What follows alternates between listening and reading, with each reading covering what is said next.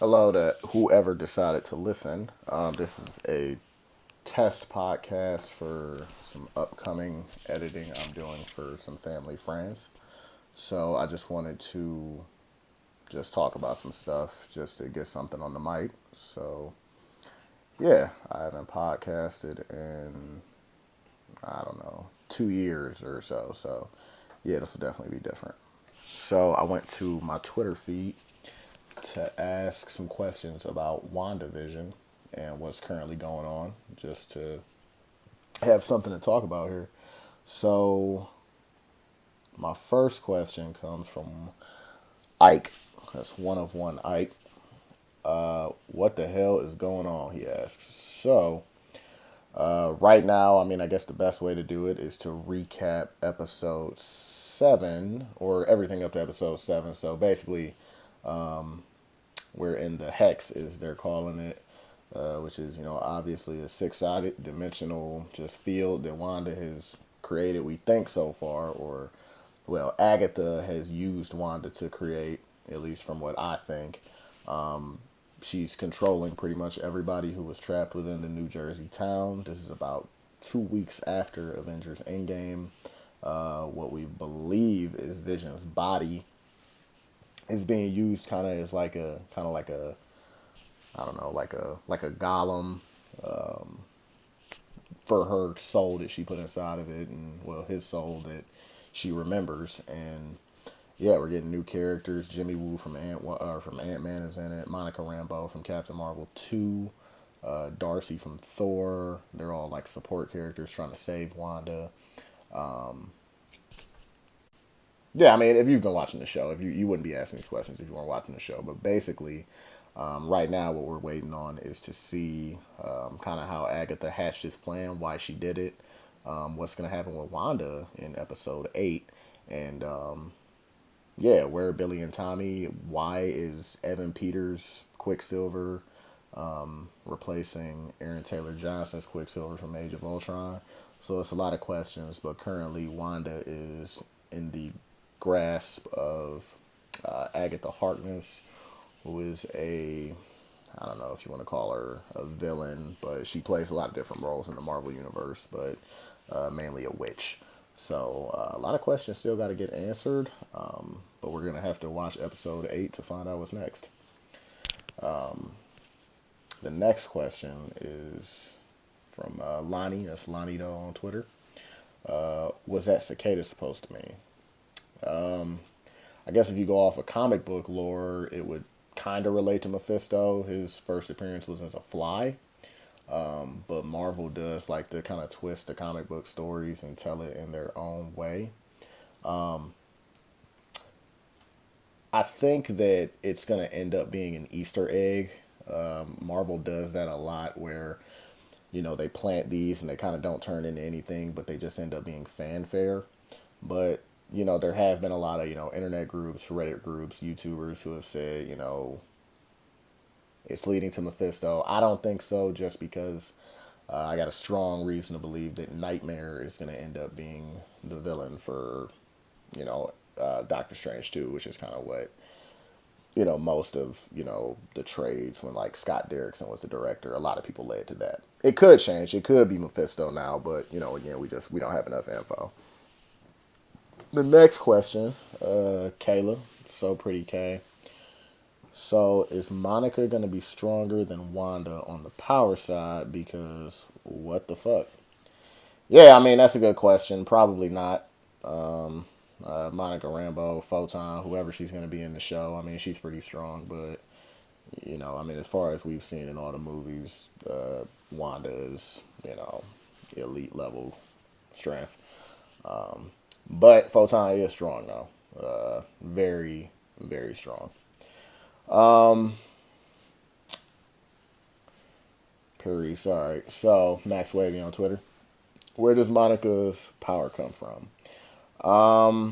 The best way to put that is it just comes from getting blasted with just a ton of extra dimensional energies. Pretty much everything that was within the hex, all the energy that came from Wanda is probably going to be the factor which led into her getting her photon powers. And again, when she first came off the table in episode 4, they said her cells had mutated. So I think the easiest way to kind of equate that to how she got her powers is just from being in the hex for however long she was, maybe a couple days or a day here. So my buddy Skill, all the Skills 33 on Twitter, is Hayward Mephisto or Ultron? And now, will Wanda actually become the villain in Doctor Strange, or more so Agatha having a larger role in Phase 4? The Ultron thing is actually pretty interesting, but I don't know if we're gonna get a twist of of Ultron being able to take over a human's soul, or if he's actually a sentient being. To tell the truth, I think he's just a dick who just existed during the 5-year time jump in between Infinity War and Endgame, and yeah, and I guess justifiably so. I mean, the world was a lot different in the Marvel universe at that time. So, like you said, we were running around scrounging for food to eat. I mean, he was a high-ranking figure amongst a sentient weapons division. So I don't know how true that is for him. But yeah, I don't think Mephisto or Ultron will be either of them. I think he's just going to be somebody who's going to be more so into the like those subgroups of villains within the Marvel universe who you don't really know if they're a villain or they're on the side of good, who has ulterior motives for their own being. He is searching for Vision's body, and we're assuming he wants Vision's body back because of the tech, which is good on with the Ultron question. I haven't actually seen that anywhere, so that's a good guess. We'll see. As far as Agatha, or as far as Wanda becoming the villain in Doctor Strange 2, I don't know. I would like them to clean her story up by the end of WandaVision. I know we only have 2 episodes left, and that sounds not possible, but again, with only 2 episodes left, I would like them just to at least give us a good handoff into Doctor Strange, and let her actually flex her muscles in that movie. Elizabeth Olsen's actually a really, really, really good actress, so if it would be great for them to actually let her be the second the supporting actress. As far as it goes, I think it's going to be kind of like how Thor Ragnarok was, where Thor was the lead, Hemsworth was the lead, and then Ruffalo's Hulk was I guess the supporting actor. So we'll get a lot of that between Doctor Strange and Wanda. I can't really see them making her a villain. Maybe like a weapon early on, but I do think we're gonna see that tandem between her and Strange kind of prevail, and get more good side from Wanda. And then with Agatha in Phase 4, she does seem more of like an ancillary villain. Like, she doesn't really seem like she can carry, the weight of a movie. And that's not, like a disrespect to the actress. I think Catherine Hahn's really funny. But I just, again, I don't, she's not really like a big, Marvel figure. I guess she's kind of big, but she's not, the kind of villain that's kind of been on the trend of like what their movies have been. She seems like more of a I'm a pawn for something a lot bigger. So we'll just have to wait and see what the real big Phase 4 threat is. I'm leaning more towards Thunderbolt Ross.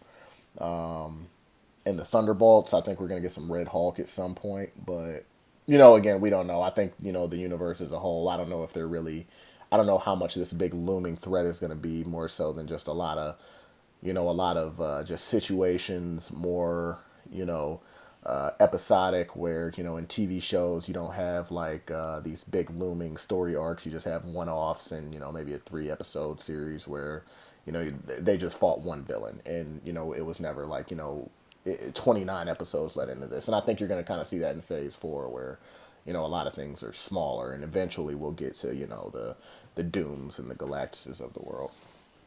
Good question though with Ultron. What is the situation with Billy and Tommy at this point? My dude Drew, what up, Drew? Kid Retro 5 on Twitter. Um, yeah, I don't know. I mean, they're gone. Um, this kind of goes back to the earlier Mephisto point or question that was brought up is, from Lonnie that, what part does Mephisto play? Billy and Tommy are actually shards of Mephisto. So if it is Mephisto, their disappearance could actually play a part in that. I don't think that they would send them off screen like that. I do think they're going to exist in the Marvel universe for, a couple years. They are setting up Young Avengers, it seems like, so we just kind of have to wait to see. But I do think it kind of has something to do with Agatha essentially being the director of WandaVision, and it seems like she can kind of control things at her whim. So when she wants to make people go away, they can go away, and when she wants them to stay, they can stay. The entire Billy and Tommy thing, I don't know exactly because, again, they had a really small part in episode 7. It looked like it was just the first 10 minutes. So, yeah, I mean, we're gonna wait to see. Uh, Richard Chromie on Twitter. Will the kids make it for Young Avengers? Is this Quicksilver from the Fox universe? Yes, Billy and Tommy will make it for Young Avengers. I don't even think that's really much of a hot take. Is this Quicksilver from the Fox universe? No. I don't say that in confidence, but I don't think that we're gonna get the big reveal from Fox that we're looking for a huge multiverse twist. I just I just don't know how cohesive that is with Kevin Feige's storytelling. I keep trying to think of ways where they integrate the two universes, or three if you include the Sonyverse. And I just, again, I can't figure it out. Maybe it's just because I'm not creative enough. I don't watch a ton of like Rick and Morty or anything like that, so I don't really have a strong understanding for what they're gonna do. But I just, again, I think this is more so. I think his appearance was a fanfare because Marvel's tapped in. They understand what the Twitter timelines say and what we think and what the YouTubers say, and I think they just kind of knew, okay, well, if we throw EP in, then a lot of people will just, they'll ask questions about, what's next, especially with, Wanda's connection to X-Men and, with, Quicksilver, being a fan favorite from that universe. But in truth, no, I think he's going to end up being a different character that's just kind of there. And, they decided to make him Pietro just for the fans and just for the cheers. Just again, it's hard to determine. It's hard to say he's coming from that universe when he was he was essentially playing a character that no one's ever seen. Like he was just, it seems like he was just playing a burnout, the Uncle Jesse type, and Quicksilver from Whedon's Avengers he was just this foreign guy who ran fast. He honestly sucked. I didn't really like him in that movie that much. Didn't like his outfit. Didn't like the way he just. I didn't like him, and he was a lot more grounded, and I like the Evan Peters version more. Just again, he was more akin to like what I would expect from a teenage superhero, and he acted the way you would think Quicksilver would act, and just not. It seemed like Aaron Taylor Johnson's version took himself kind of seriously at points, and they tried to throw in like the cute Marvel gimmicks that they do with him, the cute catchphrases, you didn't see that come in, and a bunch of bullshit like that. But yeah, I ultimately I don't think these two are really going to connect, and I think Evan Peters is just going to have a different role. What it's going to be, don't know yet, still waiting, but I don't know. We're going to find out. I don't ever picture Quicksilver saying Snooper's going to snoop. It looks like these are the only questions so far. So yeah, that was a good test. I'll come back and do some more later. If you listen, thanks for listening, and maybe listen in the future if I do another one. Thanks.